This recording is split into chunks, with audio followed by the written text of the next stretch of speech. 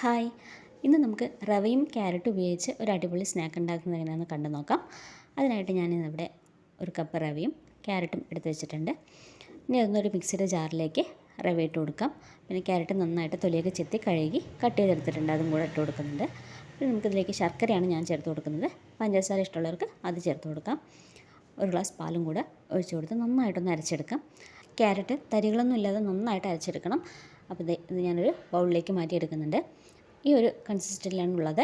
ഇനി നമുക്കിതൊന്ന് 10 മിനിറ്റ് ഒന്ന് റെസ്റ്റ് ചെയ്യാൻ വെക്കണം. ആ സമയം കൊണ്ട് നമുക്ക് കേക്ക് ബേക്ക് ചെയ്യാനുള്ള പാത്രം ഒന്ന് റെഡിയാക്കി എടുക്കാം. ഞാനൊരു സ്റ്റീൽ പാത്രമാണ് എടുത്തിരിക്കുന്നത്. അതിലേക്ക് കുറച്ച് ബട്ടർ ഒഴിച്ച് കൊടുത്ത് എല്ലാവിടേക്കും ഒന്ന് മിക്സ് ചെയ്തെടുക്കുന്നുണ്ട്.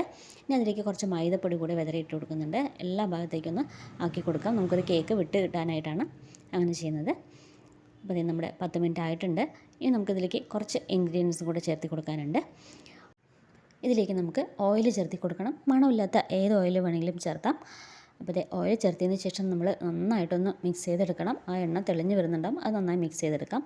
ഇനി അതിലേക്ക് ചേർത്തേണ്ടത് 1 spoon baking powder, 1/2 spoon baking soda, ഒരു നുള്ളു ഉപ്പ്, ഒരു ഫ്ലേവറിനായിട്ട് വാനില എസൻസും കൂടെ ചേർത്തി കൊടുത്ത് നന്നായിട്ടൊന്ന് മിക്സ് ചെയ്തെടുക്കാം.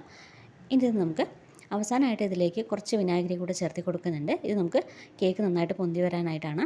അപ്പോൾ അതും കൂടെ ചേർത്ത് നന്നായി മിക്സ് ചെയ്തെടുത്ത ശേഷം നമുക്ക് പാത്രത്തിലേക്ക് ഒഴിച്ചു കൊടുക്കാം. ഒന്ന് ടാപ്പ് ചെയ്തെടുത്ത ശേഷം നമുക്കതിൻ്റെ മുകളിലായിട്ട് കുറച്ച് ക്യാരറ്റ് ഗ്രൈൻഡ് ചെയ്ത് വെച്ചിട്ടുണ്ട്, അതും കൂടെ ഒന്ന് ഇട്ട് കൊടുത്ത് ബേക്ക് ചെയ്തെടുക്കാം. ഇതൊരു 20 മിനിറ്റ്സ് ബേക്ക് ചെയ്തെടുക്കണം. അപ്പോൾ ഇതിനായിട്ട് ഒരു പാത്രത്തിലേക്ക് കുറച്ച് ഉപ്പിട്ട് കൊടുക്കുന്നുണ്ട്. പാത്രം കേടുവരാതിരിക്കാനായിട്ടാണ് ഉപ്പിട്ട് കൊടുത്തിരിക്കുന്നത്. ഇനി അതിലേക്ക് നമുക്ക് നമ്മുടെ കേക്ക് ഒന്ന് ഇറക്കി വെച്ച് കൊടുക്കാം. ഒരു 20 മിനിറ്റ്സ് ബേക്ക് ചെയ്തെടുത്തിട്ടുണ്ട്. അപ്പോൾ നമ്മുടെ കേക്ക് ഇവിടെ റെഡി ആയിട്ടുണ്ട്. ഇതുപോലാണ് കിട്ടിയിരിക്കുന്നത്. നല്ല സോഫ്റ്റാണ്, അതുപോലെ തന്നെ നല്ല ടേസ്റ്റിയാണ്. ട്രൈ ചെയ്യാത്തവരാണെങ്കിൽ ഒന്ന് ട്രൈ ചെയ്ത് നോക്കണേ. അപ്പോൾ വീഡിയോ ഇഷ്ടമായാൽ ലൈക്ക് ചെയ്യുക, മറക്കാതെ സബ്സ്ക്രൈബ് ചെയ്തും കൂടെ ചെയ്ത് സപ്പോർട്ട് ചെയ്യണേ. Okay, by.